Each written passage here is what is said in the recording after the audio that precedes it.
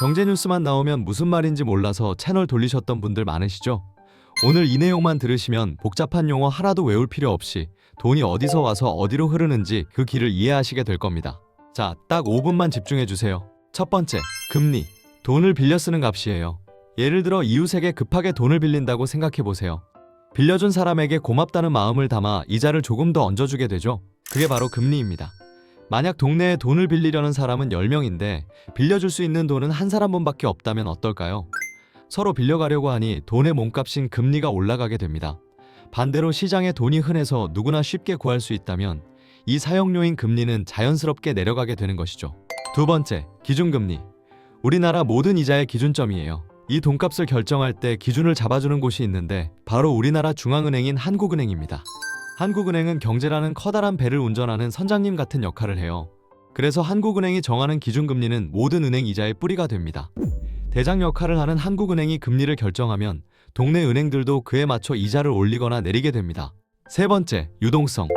시장에 흐르는 돈의 양이에요. 대장인 한국은행이 금리를 낮게 정해서 사람들이 돈을 빌리기 쉽게 해주면 시장에 돈이 콸콸 풀리게 됩니다. 이걸 유동성이 풍부하다고 해요. 반대로 한국은행이 금리를 올리면 어떻게 될까요? 돈을 빌린 사람들이 내야 할 이자가 늘어나니 큰 부담이 됩니다. 그러면 사람들은 돈을 빌리지 않고 지갑을 닫게 되죠.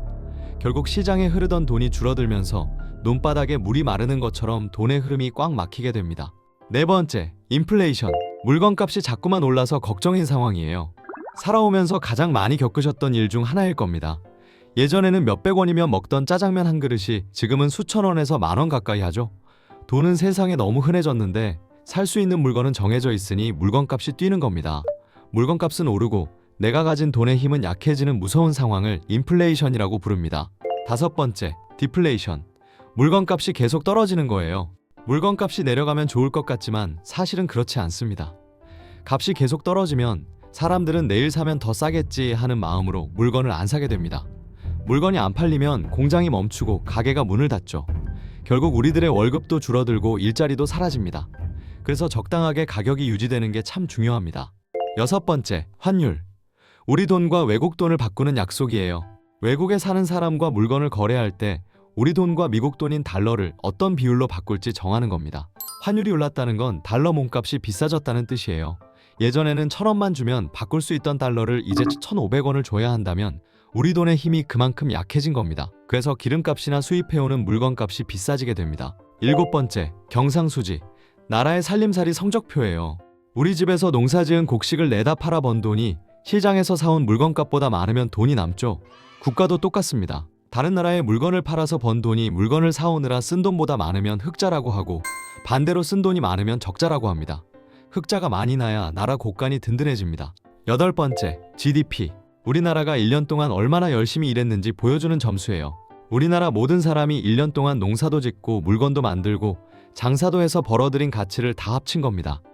이 점수가 작년보다 높으면 올해 우리나라 경제가 눈에 띄게 성장했구나 하고 생각하시면 됩니다. 이 점수가 좋아야 일자리도 많아지고 우리 생활도 넉넉해집니다. 아홉 번째, 불마켓과 베어마켓. 황소와 곰으로 표현하는 시장 분위기예요. 주식시장이 뜨겁게 올라갈 때는 황소가 뿔을 위로 치켜들며 공격하는 모습과 닮았다고 해서 불마켓이라고 합니다. 반대로 시장이 힘이 없고 내려갈 때는 곰이 앞발로 위에서 아래로 내리치는 모습 같다고 해서 베어마켓이라고 부르죠. 시장이 지금 올라가는지 내려가는지 말해주는 재미있는 용어입니다. 열 번째, 복리. 눈덩이처럼 불어나는 마법 같은 이자예요. 원금에만 이자가 붙는 게 아니라 이자에 또 이자가 붙는 방식입니다. 처음에는 아주 작은 눈송이 같지만 언덕 아래로 굴리다 보면 나중에는 어마어마하게 커다란 눈덩이가 되죠. 이건 단순히 돈을 불리는 기술을 넘어 오랜 시간 성실하게 살아온 분들에게 시간이 주는 선물 같은 마법입니다. 오늘 경제의 큰 흐름을 쭉 훑어보셨는데 어떠셨나요? 오늘 이야기가 도움이 되셨다면 구독, 함께 공부하고 싶은 분이 계시면 공유, 함께 알면 경제가 더 즐거워집니다. 뉴스 보시다가 이런 내용은 왜 그럴까 궁금한 부분이 생기면 언제든 댓글로 남겨주세요. 제가 하나하나 찾아보고 공부해서 누구나 쉽게 볼 수 있는 영상으로 준비해 오겠습니다. 감사합니다.